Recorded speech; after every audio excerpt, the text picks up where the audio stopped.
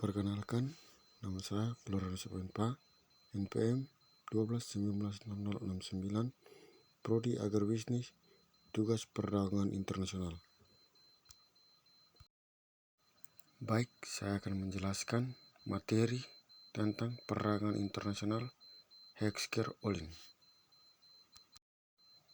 Pengertian perdagangan internasional yang pertama, perdagangan yang dilakukan oleh penduduk suatu negara dengan penduduk negara lain atas dasar kesepakatan bersama. Yang kedua, perdagangan antar dua negara atau lebih dengan prinsip saling menguntungkan.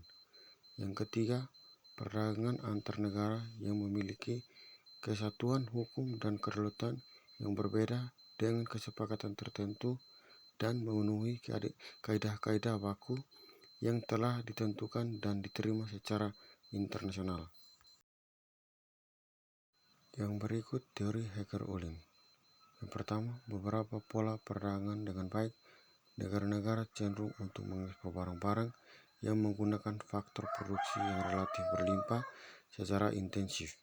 Yang kedua, suatu negara akan melakukan perdagangan dengan negara lain disebabkan negara tersebut memiliki keunggulan komparatif, yaitu keunggulan dalam teknologi dan keunggulan faktor produksi.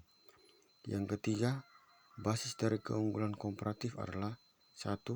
Faktor endomen, yaitu kepemilikan faktor-faktor produksi di dalam suatu negara.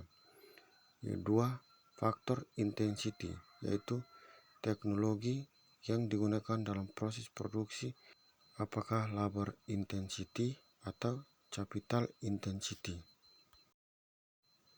Yang berikut teori modern Hecker-Olin atau teori HO menggunakan dua kurva. Yang pertama, kurva iso-cost, yaitu kurva yang menggambarkan total biaya produksi yang sama. Yang kedua, kurva iso-kuan, yaitu kurva yang menggambarkan total kuantitas produk yang sama. Menurut teori ekonomi mikro, kurva iso-cost akan bersinggungan dengan kurva iso-kuan pada suatu titik optimal. Jadi dengan biaya tertentu akan diperoleh produksi yang maksimal atau dengan biaya minimal akan diperoleh sejumlah produk tertentu. Yang berikut analisis teori HO. Yang pertama, harga atau biaya produksi suatu barang akan ditentukan oleh jumlah atau proporsi faktor produksi yang dimiliki masing-masing negara. Yang kedua, comparative advantage dari suatu jenis produk yang dimiliki masing-masing negara akan ditentukan oleh struktur proporsi faktor produksi yang dimilikinya. 3. Masing-masing negara akan cenderung melakukan spesialisasi produk dan pengekspor barang tertentu karena negara tersebut memiliki faktor produksi yang relatif banyak dan murah untuk memproduksinya.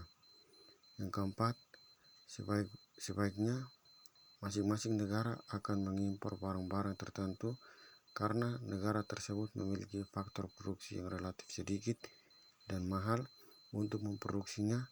Kelemahan dari teori HO yaitu jika jumlah atau proporsi faktor produksi yang dimiliki masing-masing relatif sama, maka harga barang yang sejenis akan sama pula sehingga perdagangan internasional tidak akan terjadi.